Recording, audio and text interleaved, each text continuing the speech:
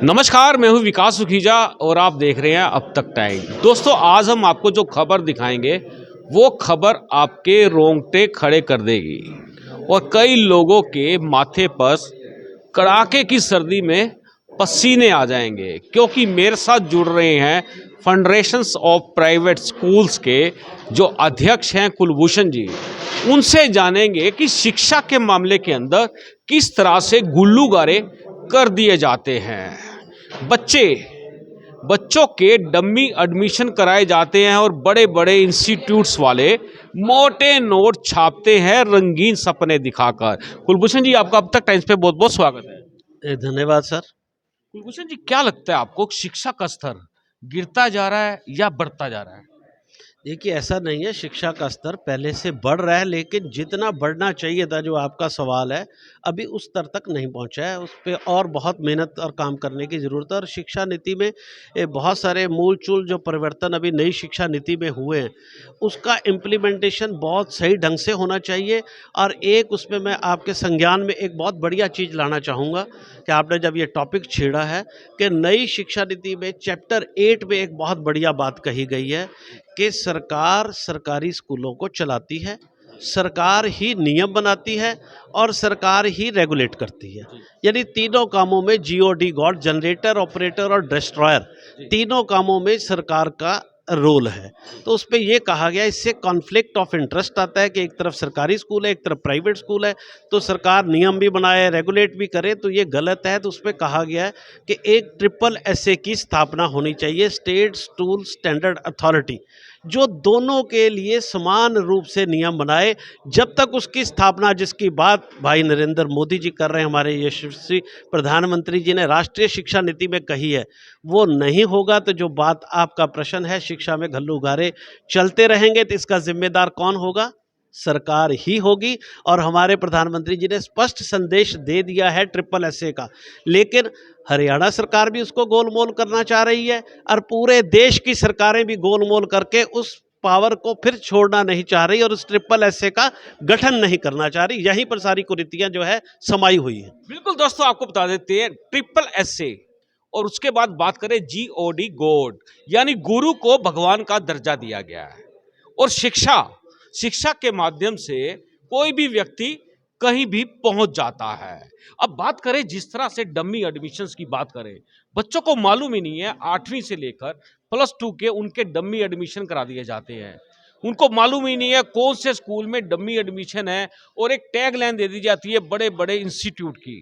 करनाल में कई इंस्टीट्यूट्स ऐसे चल रहे हैं, खुले विज्ञापन चल रहे हैं और बच्चों के डमी एडमिशन चल रहे हैं। यदि इस पूरे मामले की जांच हो जाए कि बच्चों ने 8वीं 9वीं 10वीं 11वीं और 12वीं कहां से पास किए है और आईटी में कैसे सिलेक्शन हो गया, ये कुलभूषण जी क्या मामला है?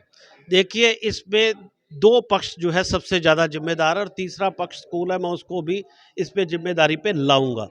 पहले पक्ष में है अभिभावक, जो डमी सीट लेता है। जब उसको पता है वो डमी सीट लेता है, तो वो खुद भी उसका जिम्मेदार है कि अपने लिए खुद शिक्षा को महंगी कर रहा है। नंबर 2 पे जिम्मेदार है सरकार, जिसके पास कंट्रोल और रेगुलेट करने की ताकत है कि उसके देश प्रदेश में एकेडमीज चल रही है और सरकार, सबसे बड़ी बात सुन लीजिए, उनसे जीएसटी वसूल कर रही है। एक तरफ सरकार कहती है कि शिक्षा कोई व्यवसाय नहीं है, शिक्षा को प्रॉफिट का धंधा नहीं बनाया जा सकता, और दूसरी तरफ सरकार एकेडमी से टैक्स ले रही है। तो बताइए भाई साहब, जिम्मेदार कौन है? अभिभावकों को ये जानना पड़ेगा। एक तरफ सरकार कहती है कि शिक्षा में स्कूल व्यवसाय नहीं कर सकते, प्रॉफिट नहीं कर सकते, उधर दूसरी तरफ जब नन्ना मुन्ना बच्चा एक पेंसिल लेकर अपनी शिक्षा शुरू करता है, पेंसिल पे 12% टैक्स सरकार वसूल करती है। जिस कॉपी पे वो लिखता है उस पर टैक्स नहीं था, उस पर भी टैक्स लगा दिया गया है। जिससे वो चित्रकारी करता है, कलर्स, उस पर भी टैक्स लगा दिए गए हैं। जिससे वो एक्सपेरिमेंट करता है लेबोरेटरी में, उस पर भी सरकार टैक्स वसूल करती है। जिस शायद स्कूल बैग को लेके जाता हो, उस पर भी शायद सरकार टैक्स वसूल कर रही हो। लेकिन शिक्षा जो है वो व्यवसाय के लिए नहीं है। ये पब्लिक को कहा जाता है शिक्षा में मुनाफा नहीं किया जा सकता, ये कहा जाता है। तो मुनाफा भाई साहब कर कौन रहा है? सरकार पूरे टैक्स लेकर मुनाफा कर रही है। एकेडमी वालों से टैक्स लेकर शिक्षा को मुनाफे का काम कर दिया गया। और रोकना किसने था? सरकार का काम था और अभिभावकों का काम था। अभिभावकों का फर्ज बनता है। इससे एक बहुत बड़ी असमानता खड़ी हो गई है।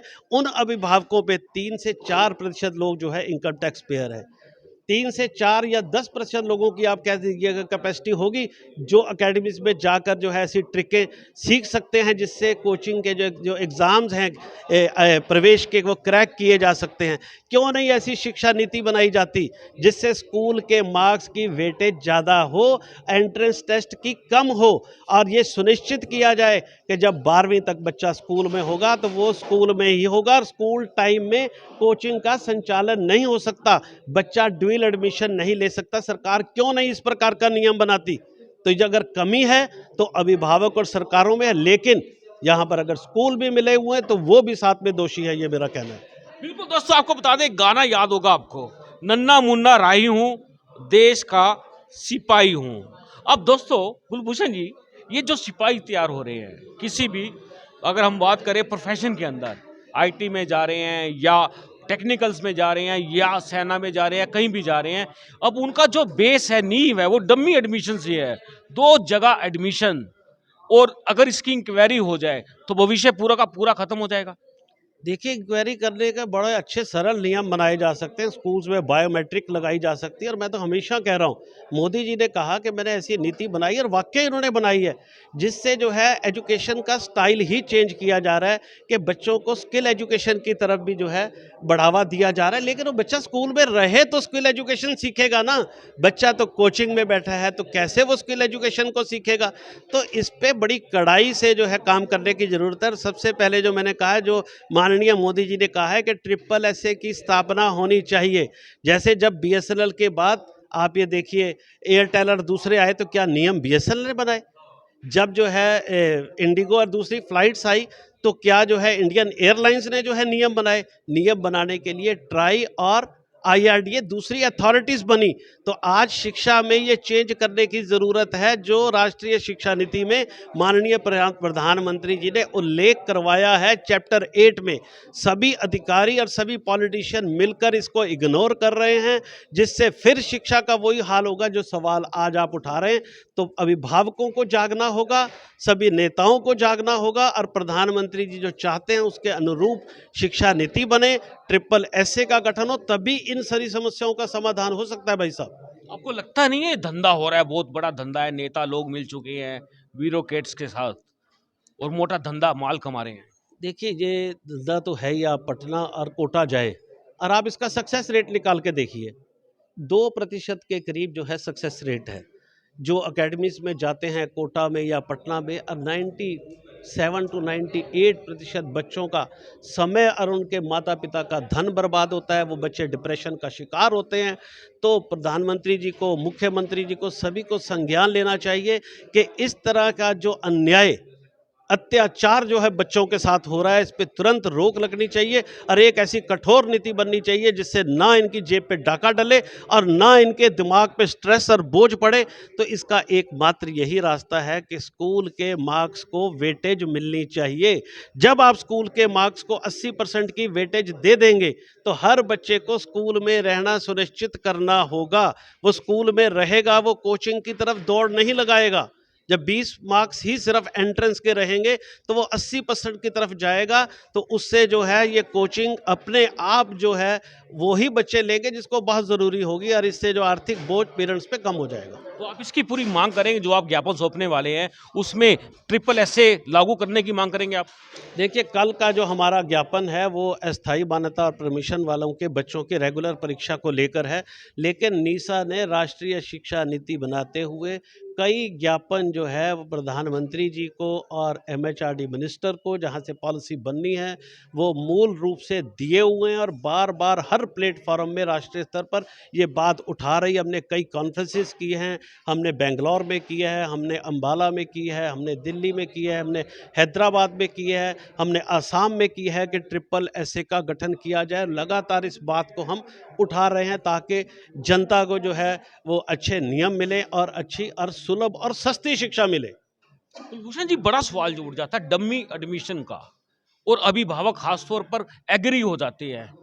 वो कितना बड़ा धोखा करते हैं अपने बच्चे के साथ, अपने बच्चे का भविष्य बनाने के लिए, और इतना बड़ा धोखा जिंदगी दांव पे लगा देते हैं। देखिए, अभिभावक का भी इसमें कसूर नहीं है, मैंने कहा नीति का कसूर है कि जो स्कूल्स के मार्क्स को वो वेटेज नहीं है, तो उनको लगता है हर अभिभावक अपने बच्चों के भविष्य को लेकर चिंतित होता है। वो कहता है अपनी जमा पूंजी को चाहे कर्जा लेकर, चाहे गहने बेचकर मुझे अपने बच्चों को आईआईटी में लेके जाना है, एमबीबीएस में लेके जाना है, तो वो कोचिंग की तरफ भागता है। लेकिन अगर पॉलिसी में ये परिवर्तन कर दिया जाए और स्कूल की जो परीक्षा है उसके 80% मार्क्स कर दिए जाएं एमबीबीएस में दाखिले के लिए, आईआईटी में, सारी प्रवेश जहां पर भी प्रवेश का ये सिस्टम है, तो ऑटोमेटिकली नियम के अनुसार ही ये वाला जो काम है कोचिंग वाला वो हल्का पड़ जाएगा और इनकी जेब पर भी बोझ नहीं पड़ेगा, अभिभावकों के और बच्चों के माइंड पर भी एक्स्ट्रा बोझ नहीं पड़ेगा। और हमें लगता है कि बच्चों को जेन्युइन जो शिक्षा है वो मिल पाएगी।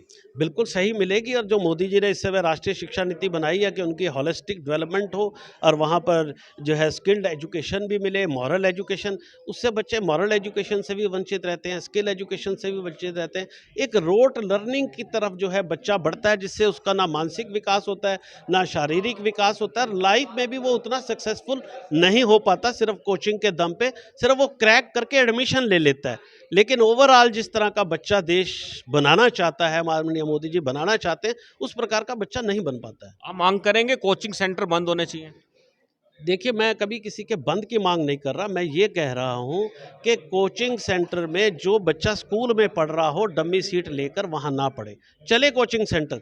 12th के बाद अगर किसी को कोचिंग लेनी है तो वो ले, लेकिन जब तक वो 12th में स्कूल में है वो ड्यूल सीट पर स्टडीज़ ना करे, डमी सीट लेकर वहाँ पर दाखिला ना ले। इस बात को मैंने सीबीएसई के सेक्रेटरी के सामने भी उठाया है, तो मैं हर मंच पे इसको उठा रहा हूँ। चले कोचिंग सेंटर, हमें उससे कोई दिक्कत नहीं है, लेकिन वो एक तो स्कूल टाइमिंग्स के बाद चले, और दूसरा कोई भी स्कूल का विद्यार्थी उसमें एडमिशन ना ले। कुलभूषण जी, आपने हमसे बात किया, बहुत धन्यवाद। बहुत बहुत धन्यवाद आपका कि आपने इस महत्वपूर्ण विषय पे हमसे बात की। बिल्कुल दोस्तों, आपको बता दें ये बेहद ही महत्वपूर्ण विषय है, क्योंकि इस खबर के चलने के बाद आग लगना संभव है। अर्थात बात करें तो कड़ाके की सर्दी में पसीने आ जाएंगे, उन कोचिंग सेंटर को आ जाएंगे जो अभिभावकों को गच्चा देकर उनके बच्चों का दो दो जगह पर एडमिशन करवा देते हैं, और उसके अपने लालच के चक्कर में उनके भविष्य को बनाने का दावा करते हैं। ऐसा धंधा हरियाणा के अंदर पूरी तरह से फल फूल रहा है। हम चाहेंगे कि आप इस खबर को ज़्यादा से ज़्यादा शेयर कर देना, और रेगुलर हम आपको इस टॉपिक के ऊपर जो चीज़ चल रही है वो दिखाते रहेंगे। आप देख रहे हैं अब तक टाइम्स, मैं हूं विकास उगीजा अपने साथी रिकेश निषाद के साथ। नमस्कार, जय हिंद, जय भारत।